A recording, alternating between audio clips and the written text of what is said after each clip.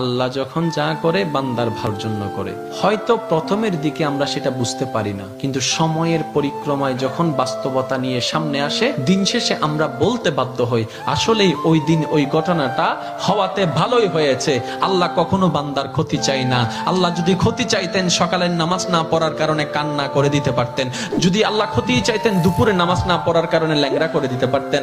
আল্লাহ সেটা চান না, আল্লাহ চাই বান্দার সব সময় ভালো। আর মা তো দেখেন জন্ম দেওয়ার কারণে সন্তানের তো অপরাধ করার পরও মা সন্তানের প্রতি কতই ভালোবাসা, কতই মায়া, বাবার কাছ থেকে সন্তানের পিঠকে বাঁচাই ফেলছে, এরকম হাজারো মা আছে ওই মায়ের জন্য। কিন্তু আল্লাহ পাক রব্বুল আলামিন বান্দার উপর কতটুক ভালোবাসে দিয়েছেন সেটা আমরা বান্দারা বুঝতে পারি নাই বলে শয়তানের ফাঁদে বারবার পা দিয়ে আটকাই যাচ্ছি। মনে রাখবেন, মনের মধ্যে কথাটা বসাই ফেলবেন, আল্লাহ যখন যা করে বান্দার ভালোর জন্যই করে।